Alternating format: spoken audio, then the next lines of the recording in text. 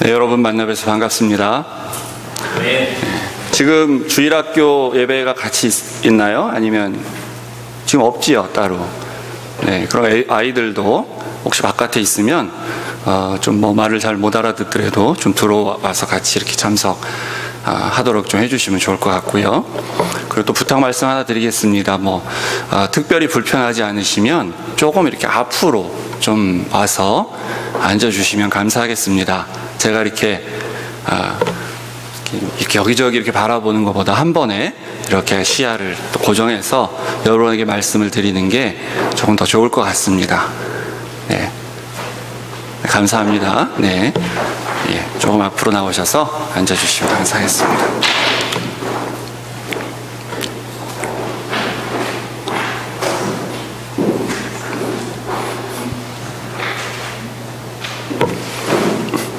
기도하겠습니다. 하나님 아버지 감사합니다. 하나님 아버지께서 살아계시기 때문에 우리가 하나님 아버지의 자녀가 되었으며 하나님 아버지의 자녀이기 때문에 이렇게 거룩한 주일날 나와서 하나님의 말씀을 듣기를 원합니다. 이 시간을 통해서 하나님, 살아계신 하나님의 말씀이 대언되게 하여 주시옵시고 이 세상을 살아가는 우리에게 있어서 우리에게 힘이 되게 하여 주시옵소서. 하나님 아버지께 모든 것들을 의탁드리오며 예수님 이름으로 기도하옵나이다. 아멘. 여기는 이제 교회 다니신 지 얼마 안 되신 분도 계실 것 같고 또 오래 다닌 분도 있으실 것이라고 믿습니다. 우리가 예수님을 믿고 그리스도인이 되면, 그래서 우리가 구원을 얻었다는 것은 갑자기 우리가 그 순간에 천사가 되는 것이 아닙니다. 우리가 예수 믿는다는 것이 그 순간에 갑자기 내가 도덕적으로 성인군자가 되고 인격이 갑자기 훌륭해지고 그렇게 되지 않아요. 내 근본적인 모습은 사실 전혀 변하지 않은 것들을 또 날마다 바라보게 됩니다. 우리가 예수님을 닮아가는 삶을 사는 것, 그것은 갑작스럽게 그냥 어느 날 뚝 떨어지는 것이 아니라 우리는 열심히 노력해야 되고 또 오래 걸리는 작업임을 알 수 있습니다. 그것을 우리가 성령의 열매라고 하고 혹은 성화되는 과정, 성숙해가는 과정이라고 이렇게 말을 합니다. 이렇게 해서 우리는 예수를 믿기로 결정한 그 다음부터 우리의 신앙이 또 우리의 인격이 성령의 열매를 맺어가면서 조금씩 발전해 나가는 것을 바라보게 되는데, 날마다 항상 늘 수직적으로 또는 이렇게 계속 발전하는 우상향으로 이렇게 증가만 하는 것이 아니라 때로는 이유도 없이 어느 날 갑자기 교회 다니는 것들도 좀 싫어지고 교회에서 사람 만나는 것도 싫고 나아가서 하나님도 싫어지고 믿음이고 뭐고 잘 모르겠다, 얘라 교회 나가지 말자, 그러는 때를 경험한 적이 아마 있을 수 있습니다. 특별히 요즘같이 경제가 어렵다고 하는 때에는 경제적인 어려움들을 누구나 많이 겪고 있습니다. 특별히 이민자들은 더욱더 그럴 수 있습니다.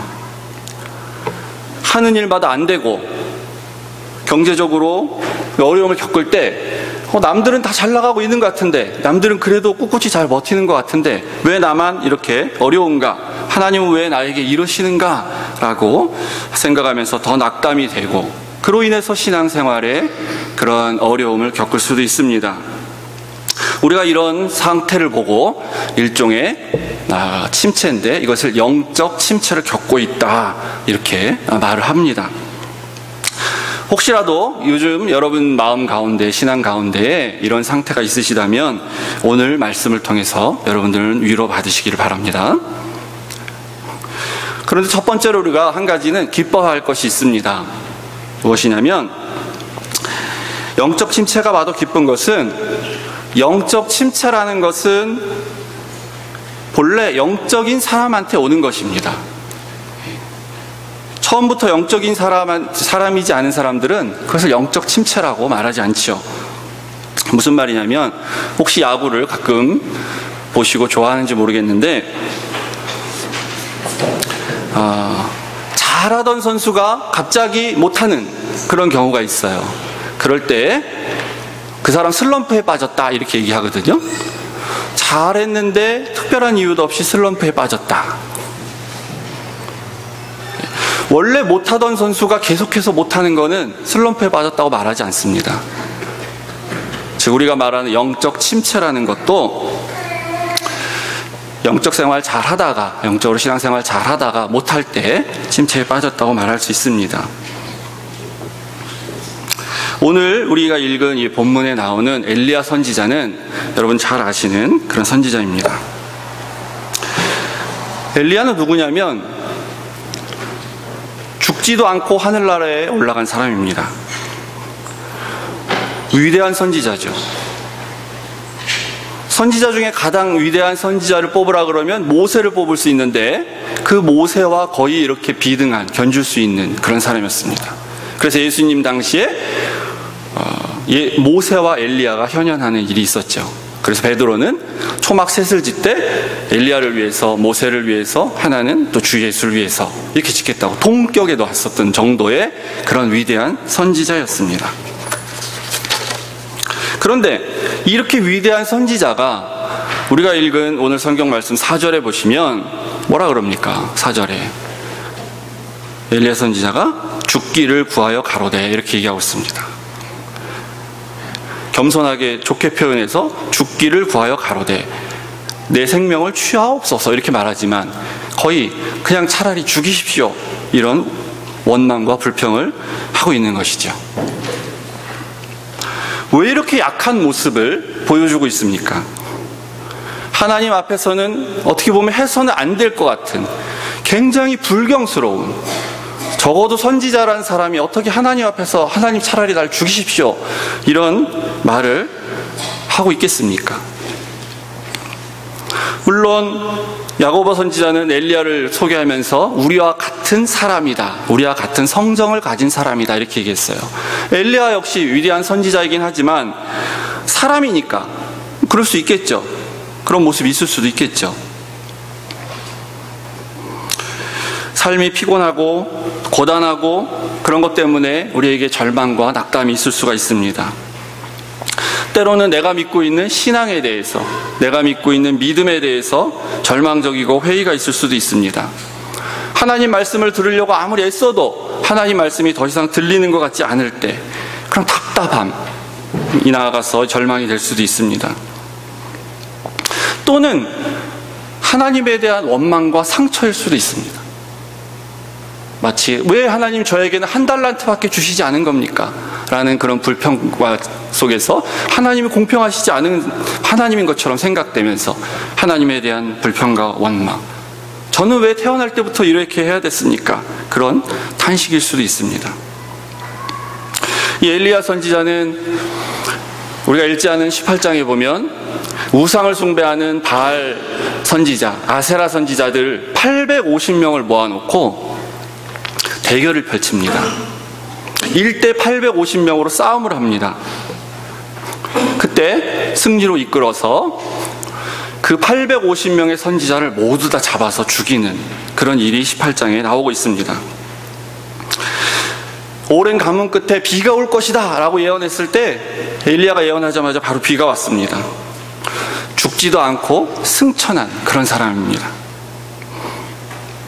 이렇게 위대한 일을 했던 선지자가 어떻게 하루아침에, 오래 지나서도 아니고 바로 그 다음 며칠이 되지 않아서 죽고 싶다는 말을 하고 이렇게 완전히 180도 달라지는 그런 모습을 보여주겠습니까? 무엇 때문에 이 위대한 선지자를, 무슨 일이 이 선지자를 그렇게 만들었겠습니까? 성경의 표현 그대로 빌려보면 2절 3절에 보면 이 여왕 이스벨이 엘리야가 그런 일을 했다는 것을 듣고 자기를 추종하는 선지자 850명을 죽였다는 소리를 듣고 내가 그 선지자들과 같이 너를 하리라, 군사를 보내서 너를 잡아서 죽이리라 이렇게 얘기를 합니다. 그랬을 때 성경의 표현은 저가 이 형편을 보고 일어나 그 생명을 위하여 도망하여 라고 말합니다. 이 표현 그대로 보면 죽음이 두려워서, 무서워서, 죽을까봐 그렇게 도망간 것처럼 보여집니다. 만약에 오늘날 시대에 엘리야가 살아서 이런 일이 있었다면 아마 이렇게 기사 뜰 겁니다. 선지자 엘리야 죽음이 두려워서 도망가다. 앞뒤 전후 사정 하나도 모르고 왜 그랬는지 우리 알 수 없고, 그런 기사가 이제 이렇게 뜨면 그 하루 아침에 이제 인터넷에 수만 건의 댓글이 달릴 겁니다. 그죠? 실망했다. 역시 믿을 선지자 하나도 없다. 그러면 그렇지. 어떻게 그럴 수가 있나? 차라리 죽어라. 라든지 그럴 것입니다. 감사하게도 다행인 것은 우리가 왜 그랬는지 앞뒤 전후 사정을 보면서 추측할 수가 있습니다. 겉모양을 보기에는 생명을 위해서 도망했다고 말하지만, 그러나 우리가 알다시피 선지자가 적어도 죽음이 두려워서, 순교가 두려워서 그 사역을 원래 나선 사람이 아닙니다. 선교사님들도 마찬가지일 수 있습니다. 죽으면 죽으리라, 순교할 일이 생기면 순교하겠다라는 각오로 나서죠. 죽음이 만약에 들어왔다면 어떻게 850명하고 감히 싸울 수가 있었겠습니까? 목숨 내놓고 다 하는 건데요. 그 전에도 죽을 고비가 여러 번 많이 있었습니다. 아합과 이세벨 여왕은 엘리야를 잡으려고 무척이나 노력했습니다. 그런데 엘리야는 또 피하려면 얼마든지 피할 수 있는 사람이었어요. 어느 날 갑자기 사라질 수도 있는 능력이 있었습니다. 하나님이 그렇게 해주셨죠. 그리고 열왕기하 1장 같은 데 보면은 엘리야가 산속에 있다라는 소식을 듣고 왕이 군사를 보내서 잡으려고 했을 때 50명의 군사가 오니까 엘리야가 하늘에서 불을 내려서 50명을 다 태워 죽였어요. 또다시 50명의 군사가 왔을 때 또 다 태워 죽였어요. 그런 능력이 있는 사람이에요. 세 번째 50명의 군사는 다행히 그 지혜가 뛰어난 50부장의 그 지혜로 인해서 살게 되죠. 그런 사람이었기 때문에 적어도 엘리야가 정말 두려워서 죽을까봐 도망한 것이 아니라고 우리는 생각해 볼 수 있습니다. 그러면 무슨 이유 때문에 그가 이렇게 절망 가운데서 차라리 죽었으면 좋겠다 하는 마음을 가지고 도망을 갔겠습니까? 우리는 한 가지 추측이 가능한데, 10절과 14절에 두 번에서 반복되는 그의 하나님에 대한 답변에 보면 알 수가 있습니다. 그는 이렇게 말하고 있습니다. 오직 나만 남았습니다. 오직 나만 남았습니다. 갈멜산에서 850명의 이방 선지자들과 대결할 때도 엘리야는 오직 나 혼자 남았습니다. 저 혼자밖에 없군요. 이렇게 표현을 하고 있습니다. 엘리야 선지자가 하는 메시지는 간단하게 이런 것입니다. 백성들에게 너희가 우상을 숭배하지 말고 하나님만을 섬기라. 하나님께로 돌아와라. 죄에서 회개해라. 우상을 다 타파해라. 그게 그의 메시지입니다. 그런데 이 백성들은 도무지가 그때뿐입니다. 엘리야 선지자가 좀 강하게 메시지를 전하고 좀 하나님이 세 보이면 그때 하나님께로 좀 돌아오는 것 같은 모습을 보여서 회개도 좀 하는 것 같고 우상도 좀 없애고 막 이렇게 더 이상 우상 신전에 가서 절하고 하지 않는 것처럼 보이다가 얼마 지나지 않아서 다시 바알 신이 더 세 보이면 또다시 바알을 숭배하러 가고, 엘리야가 기적을 많이 일으켜가지고 또 하나님이 좀 센 것처럼 보이면 하나님을 믿겠다고 또 왔다가 또 다시 우상을 숭배하러 갔다가, 이렇게 살고 있는 백성들이었다는 거죠. 아무리 외쳐도 아무리 사역을 해도 변하지 않는 그 백성들, 그리고 사방을 둘러봐도 남은 사람은 자기밖에 없는 것 같은 그때 엘리야는 절망을 하고 있는 것입니다. 아무리 애써봐도 아무리 수고해도 나 혼자 열심히 신앙을 지키려고 하고 나 혼자 열심히 교회를 지키려고 하고 헌신하려고 해도 늘 나 혼자만 하고 있는 것 같다라는 느낌을 받을 때, 그때 우린 사실 절망하게 되는 것이죠. 더 절망스러운 거는 다 같이 열심히 하고 있는 것처럼 보이지만 그러나 뒤를 돌아봐서 사방을 돌아보면 나만 열심히 하고 있는 것 같은 보일 때, 그럴 때 더 절망을 하게 됩니다. 하나님을 위해서는 정말 목숨이라도 내놓을 것처럼, 은혜를 받았을 때는 난리가 난 것처럼 하다가 또 그렇지 않을 때는 시들시들해지고 자기 신앙 하나도 지키지 못하는 그런 모습들을 볼 때 지도자는 절망할 수 있습니다. 저는 대학을 졸업하고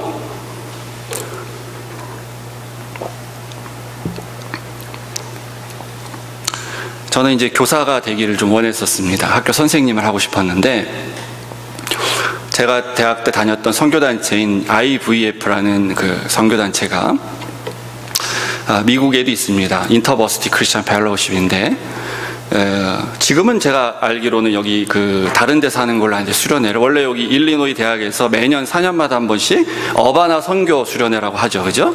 그 어바나 선교 수련회가 미국 IVF랑 캐나다 IVF가 공동으로 준비를 해서 이제 3년에 한 번씩 하는 그 큰 세계 제 최대 선교 청년 대학 선교 이제 수련회입니다. 그걸 본따서 만든 게 이제 선교 한국에. 제가 한국에 있을 때부터 제가 IVF 간사 시절에 꼭 여기 한번 와보고 싶었는데, 영어도 안 되지만 그냥 비행기 타고 한번 미국 가보고 싶어가지고 그렇게 가고 싶었는데 기회가 없었어요, 계속. 제가 이제 간사로 있을 때입니다. 다 아시다시피 선교단체의 특징은 헌신입니다. 선교단체에서 헌신 안 하고 선교단체가 유지할 수가 없죠. 그런다 끝까지 충성하는 자는 사실 많지 않습니다. 그래서 일부 선교단체들은 사람들을 학교를 졸업했는데도 졸업해서 지옥교회로 가고 직장으로 가서 생활도 하고 그 자기 처한 곳에서 빛과 소금의 역할을 해야 되는데, 그렇게 이게 나가고 나면은 헌신도가 자꾸 떨어지니까 교회로 안 보내고, 또 교회를 가도 형식적으로 좀 가고, 졸업을 했는데도 캠퍼스 사역에 계속해서 이렇게 인벌브가 되도록 그렇게 하는 선교단체들이 많이 있습니다. 그 자기 선교단체들은 그래서 계속해서 커지죠. 졸업한 졸업생들도 와서 막 열심히 하니까.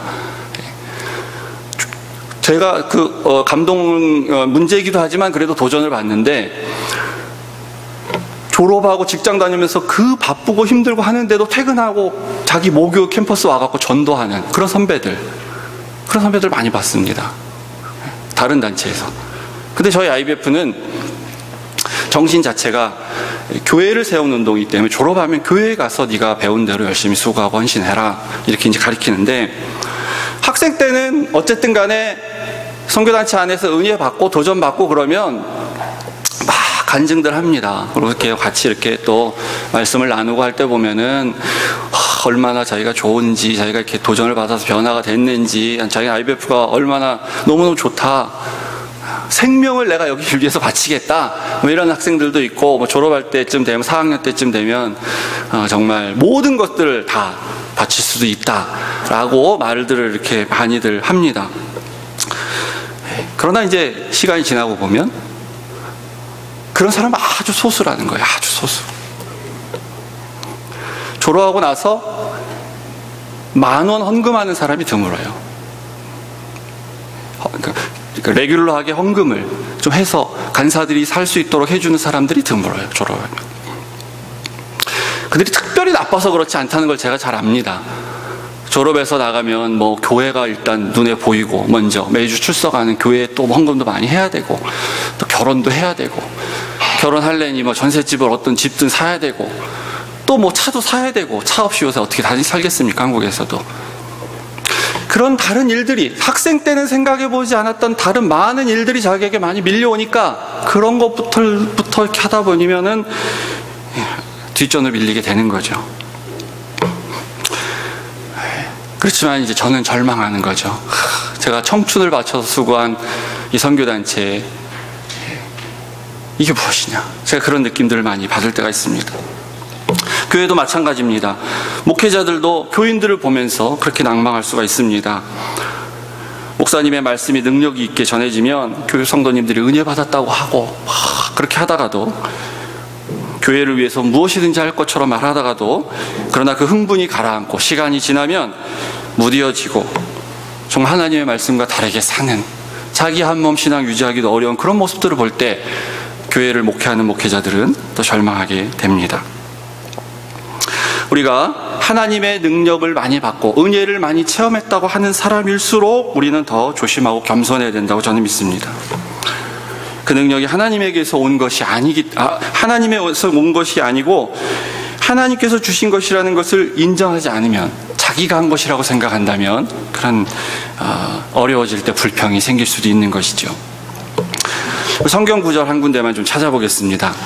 사사기 14장입니다. 사사기 14장. 사사기서는 앞으로, 구약성경 앞으로 가셔야 됩니다. 14장 14절. 제가 일부러 설교 시간에 한 번 내지 두 번 정도 성경 구절 그냥 이렇게 찾습니다. 일부러. 제가 이렇게 불러드릴 수도 있지만 요즘 성경을 너무 안 찾으세요. 성경을 펼치지도 않으세요. 다 파워포인트로, 우리 새생명교회는 이제 안 그런데 전부 파워포인트로 그냥 착착착 나오고 찬송가도 나오고, 그 성경책을 아예 안 갖고 와요, 집에서. 그래서 갖고 와도 펼 일도 없고 펴지도 않아요. 스가랴서가 어디 붙어 있는지, 빌립보서 어디 붙어 있는지 전혀 모르고, 집에서나마 열심히 읽으시면 좋겠지만 주일날 예배에 와서 조차 성경책도 펴지 않는 사람이 집에서 성경 읽겠습니까? 저는 그런 거 처음에 몰랐지만 제가 계속 그런 걸 느끼면서 이게 잘못됐구나, 목사가 이렇게 만들면 안 되지. 적어도 우리가 찬송가도 펴고 성경을 펴도록 수고도 아닙니다. 그거는 당연히 마땅히 해야 되는 거죠. 그래서 한 번 정도 내지 두 번 정도 할 텐데, 사사기 14장 14절 보시면, 15장입니다. 죄송합니다. 15장 14절 보시면, 제 성경으로 389페이지입니다. 구약성경 14절부터 우리 18절까지 삼손에 대한 얘기를 우리 제가 한 절 읽고 여러분 한 절 읽고 교독하겠습니다. 삼손이 레이의 이름에 블레셋 사람이 그에게 마주 나가며 소리 지르는 동시에 여호와의 신의 권능이 삼손에게 임하매 그 팔 위의 줄이 불탄 삼과 같아서 그 결박되었던 손에서 떨어진지라.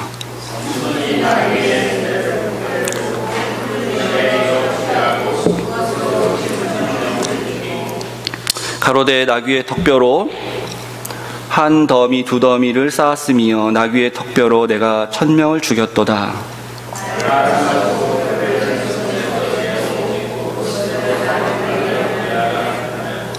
삼손이 심히 목마름으로 여호와께 부르짖어 가로되 주께서 종의 손으로 이 큰 구원을 베푸셨사오나 내가 이제 목말라 죽어서 할례받지 못한 자의 손에 빠지겠나이다. 이거까지 있습니다. 18절까지 됐습니다.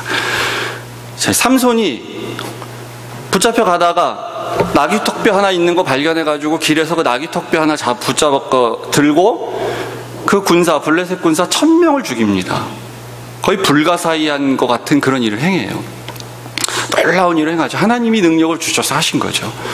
그런데 바로 어떻게 합니까? 18절에 마실 물이 없어서 목말라서 갈증이 생기니까 하나님께 부르짖어 가로되 다 죽겠습니다. 목말라서. 이런 불평을 하고 있죠. 우리가 생각할 때 상식적으로 그런 놀라운 일을 하신 분이 목말라서 죽겠다 이런 말을 하는 것이 좀 이상하다고 생각되지 않습니까? 그러나 이게 바로 사람이란 것입니다. 삼손과 같이 좀 무식하고 힘센 사람은 이렇게 표현하고 불만을 표시하고, 엘리야 선지자는 좀 그래도 다르게 절망과 불평이 있지만 그래도 하나님을 만나러 가야 되겠다, 하나님의 음성을 들어야 되겠다고 생각을 하고 하나님이 계신 곳이라고 생각되는 곳에 나아가는 것입니다. 하나님은 이전에 아마도 하나님의 음성을 여러 번 들었던 사람일 것입니다. 성경에 표현되어 있지 않지만 하나님을 대면하고 만난 적이 있을지도 모릅니다. 그런데도 불구하고 그가 오늘 하나님을 만나러 가야 되겠다고 생각하고 길을 나섰을 때, 광야로 들어가서 나섰을 때에 하나님을 만나는데 참 어려운 그런 시간을 갖는 것을 봅니다.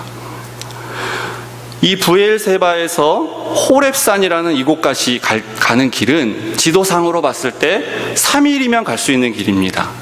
정상적으로 갔을 때. 그러나 어떻게 얘기합니까? 40주야를 갔다 그러죠. 40주야. 3일이면 갈 길을 40일을 걸려서 갔다는 얘기 뭡니까? 계속 그 길로 못 가고 뺑뺑뺑뺑 돌면서 헤매면서 어떻게 보면 길을 몰라서가 아니라 하나님과의 그런 그 갈등 속에서 하나님을 만나야 되겠다는 그 갈망 속에서 또 죽고 싶은 마음도 있으면서 지치고 먹을 것도 없고 그런 가운데 40일을 돌아서 그 호렙산에 가게 됩니다. 엘리야는 아마 호렙산이 그 하나님을 만날 수 있는 장소라고 생각을 했었는지도 모릅니다. 과거에 이스라엘 백성들 가운데 여러 번 하나님이 나타나신 곳이기 때문에 그렇습니다. 그런데 그렇게 어렵게 온 엘리야에게 하나님께서 첫 질문을 이렇게 하십니다. 엘리야야, 내가 어찌하여 여기 있느냐? 내가 어찌하여 여기 있느냐? 굉장히 좀 야속하죠, 그죠?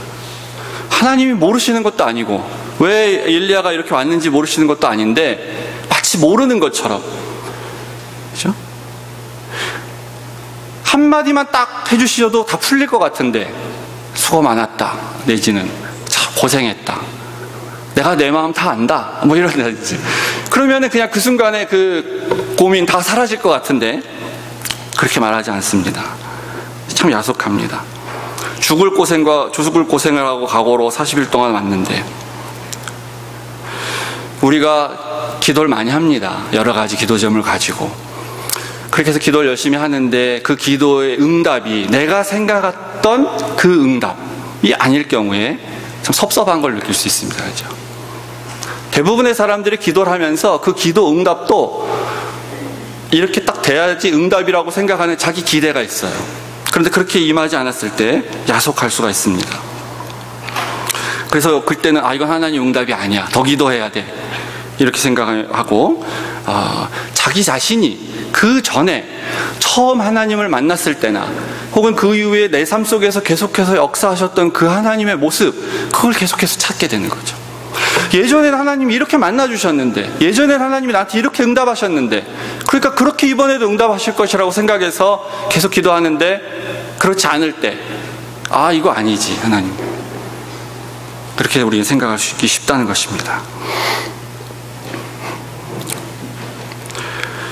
나쁜 것은 아닌데 그것이 지나쳐서 경험주의적으로 되면 그것은 문제일 수 있습니다.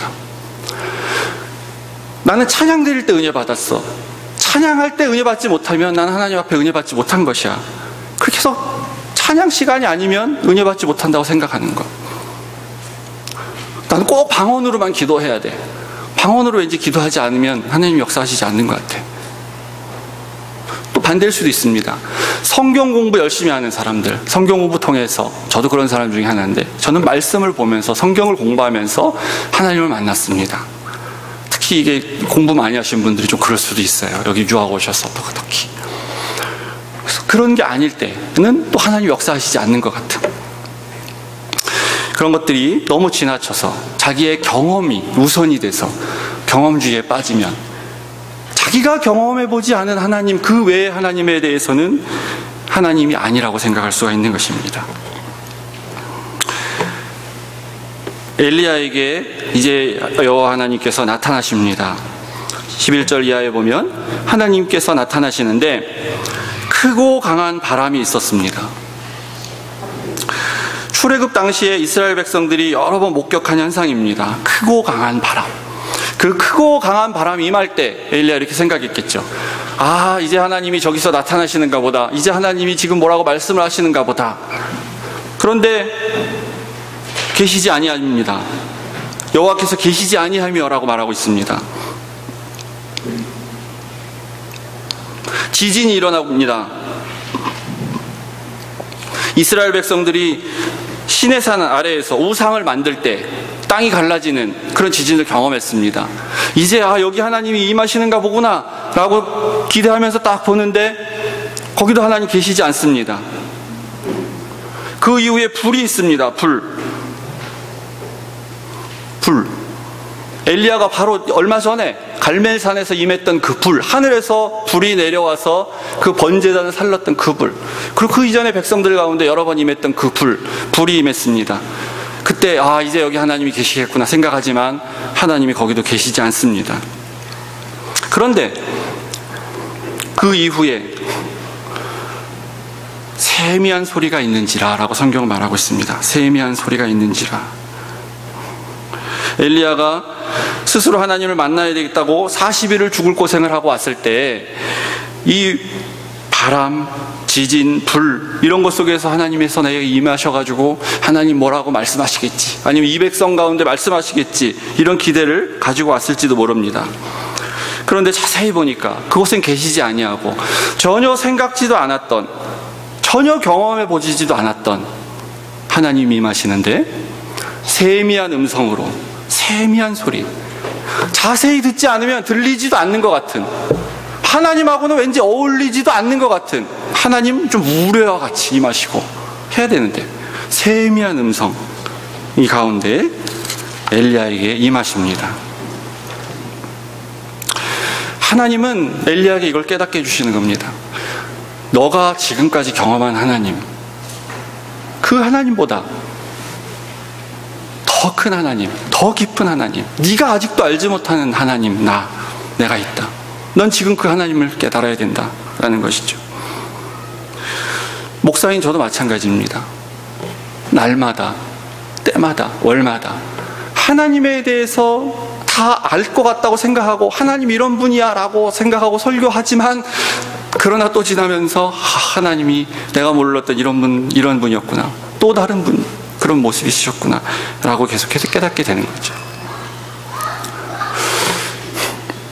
예수님의 제자 중에 수제자였던 베드로도 깨닫지 못해서 환상을 보여주시고 고넬료의 집에 보내시지 않습니까? 그런 것처럼 우리 날마다 새롭게 배워가야 됩니다. 우리가 이렇게 혼자 남은 것 같은, 나만 혼자 열심이라고 생각하는 엘리야의 표현인데, 엘리야 이렇게 말하고 있습니다. 만군의 하나님 여호와를 위하여 내가 열심히 특심하였습니다. 열심히 특별났던 사람입니다. 그런데 다른 사람들은 다 제 갈 길로 간 것 같지 않습니까? 사도 바울도 말년에 감옥에 가택연금에 있어서 디모데후서 편지 쓸 때 이렇게 말하고 있습니다. 대만은 이 세상을 사랑하여 나를 버리고 데살로니카로 갔고, 누구는 어디로 갔고, 누구는 어디로 갔고, 누구는 어디로 갔고, 그러면서 누가만 나와 함께 있느니라 이렇게 말하죠.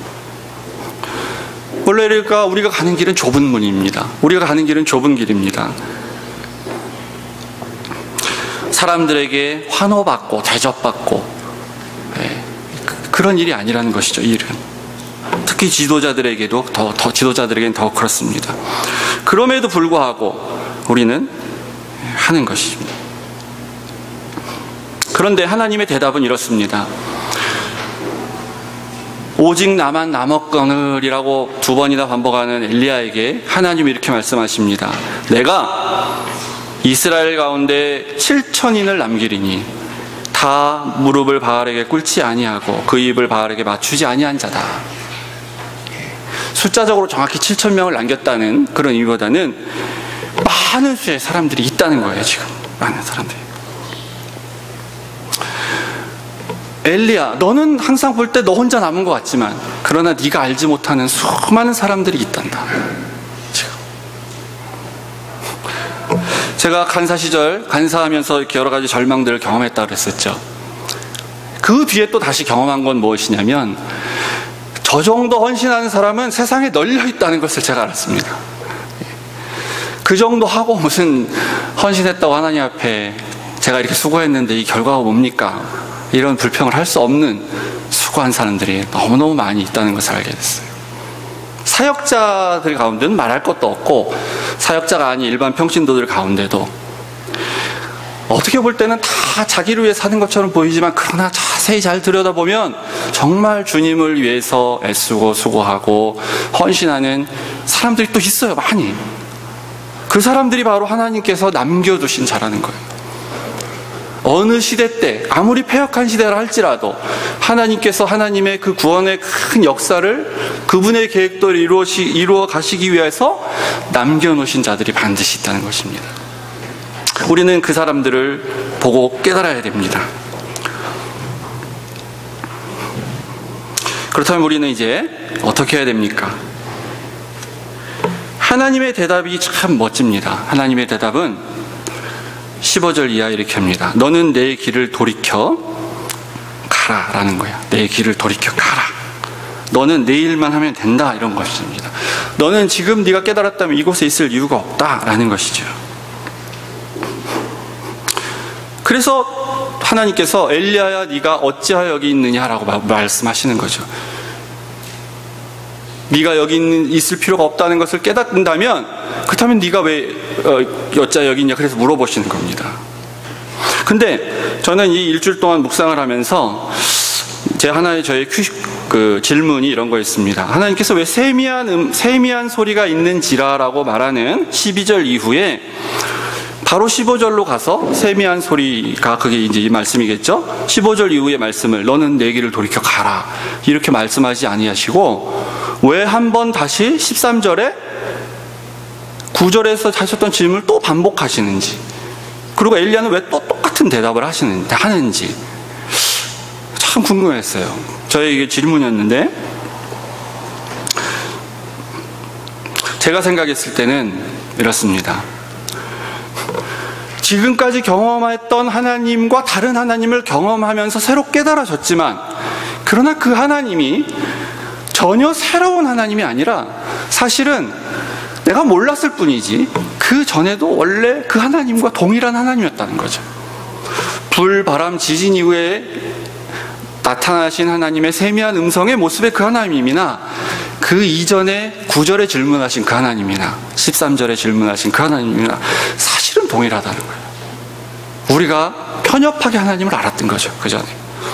그래서 아마도 우리 엘리야에게 반복을 하지 않았나 이렇게 생각이 됩니다. 하나님의 말씀은 이것입니다. 우리가 나에게 맡겨진 일만 충성하면, 그러면 나머지는 하나님이 하신다는 거예요. 남 걱정하고 왜 저건 안 되지, 저건 어떻게 하지, 그것이 아니라 나에게 맡겨진 사명, 그것을 하면 됩니다. 그래서 선교사를 우리가 나갈 수 있는 거죠. 저는 선교단체에서 제가 일하면서 어떨 때는 선교사를 여기를 왜 보내야 되나, 그런 생각이 들 때가 있었어요. 여러분도 아시다시피 이슬람권에 사우디아라비아 같은 나라라고 칩시다.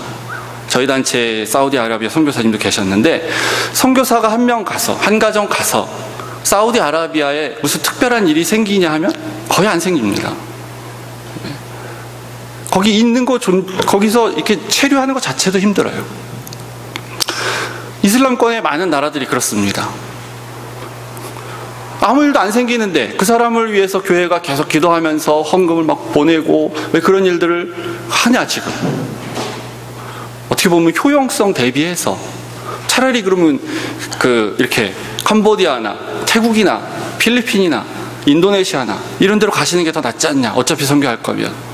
우리가 이런 생각도 할 수 있을지 모릅니다. 그러나 그 한 가정이 간다고 아무 일 생기지 않지만, 그러나 그 한 가정이 거기에서 주어진, 하나님께서 맡기신 그 사명, 그게 우리가 볼 때는 큰 게 아니라고 볼지 모르지만 그것을 감당하고 충실하게 그 자리를 지키고 있을 때 나머지는 하나님께서 하신다는 것이에요. 그것을 믿기 때문에 우리가 선교사를 보냅니다. 엘리야가 자기 일만 충실하면 7,000명이든 7만 명이든 70만 명이든 하나님의 백성을 남기고 하나님의 사역을 이루어 가시는 건 하나님이 하시는 거라는 거죠. 우리에게 주어진 사명이 무엇인지 모르지만 우리는 우리 일에 충실하면 됩니다. 저는 제가 1,000명, 2,000명, 10,000명 이런 교회 목회하면서 살 그런 게 제 일이 아니라고 생각합니다. 그렇기 때문에 저는 작은 일에 그냥 충성하면 하나님이 나머지 것들을 이루시라고 믿습니다. 그런 것처럼 여러분들도 교회에서 각자 맡으신 일이 무엇인지 모르지만 그 일을 충실하게 그 자리를 지키면 나머지는 하나님께서 다 이루어 가신다는 걸 여러분 믿으시기 바랍니다. 그렇게 됐을 때 우리의 영적 침체는 사라질 수 있는 것입니다. 15절부터 17절까지 하나님이 이렇게 명령을 하셨어요. 사사엘에 가서 기름을 붓고 예후에게 기름을 붓고 엘리야에게 기름을 이렇게 말씀하셨는데, 여러분이 성경을 뒤에 이렇게 쭉 열왕기를 읽어보시면 아시겠지만 엘리야가 이 일을 하지 않습니다. 하나님이 지금 명령하셨는데도 엘리야가 왜 하지 않았을까요? 즉시 지금 이걸 해야 될 명령이 아니었던 거겠죠. 그런데 엘리야에게 지금 너는 돌이켜 가서 해라 라고 지금 하면서 엘리야가 하지도 않는 일들을 말씀하십니다. 이건 엘리사가 합니다. 제자인 예후에게 기름 붓는 일을 엘리사가 해요. 그리고 엘리야가 엘리사에게 기름을 부었을 수도 있겠지만 그런 성경 표현되어 있지 않습니다. 엘리야가 하지도 않는 일, 지금 당장 이루어지지도 않는 것 같은 일, 그것이 바로 너의 사명이다라고 말씀하시는 하나님, 이게 무슨 뜻이겠습니까? 어떤 것은 우리가 하나님이 나에게 비전으로 주시고 나에게 명령으로 주셨어도 나 때에는, 내 당대에는, 내가 살아생전에는 이루어지지 않을 수도 있다는 것입니다. 안 보일 수 있다는 것이에요. 즉 어떤 경우는 내가 열심히 노력해서 이루어내야 되는 것도 있지만 어떤 것들은 내가 이룰 수 없는, 내가 이루지 않아도 되는 일도 있다는 것이죠. 그러나 나는 내 일에 충실해야 되고, 그리고 하나님께서 말씀하신 것은 그 제자를 통해서 엘리사 때에 반드시 이루어가는, 내가 반드시 이루겠다, 내가 너에게 명령한 거기 때문에 너가 하지 않지만 그러나 내가 다른 사람을 통해서 그것을 반드시 이루겠다라는 그런 말씀을 여기서 보여주고 있는 것입니다. 하나님께서 반드시 이루실 것이라는 것을 여러분을 믿고 이 종말의 세대를 살아가는 여러분들이 다른 헛된, 우리를 미혹해 하는 그런 헛된 말씀, 헛된 말들, 헛된 거짓 가르침들, 이런 것들에 미혹되지 마시고 그 믿음을 굳건히 잡고 하나님께서 약속하신 대로 반드시 모든 것들을 다 이루시어 나가신다는 것을 믿고 여러분들은 여러분의 있는 곳에서 빛과 소금으로서 열심히 사시기를 축복합니다. 기도하겠습니다.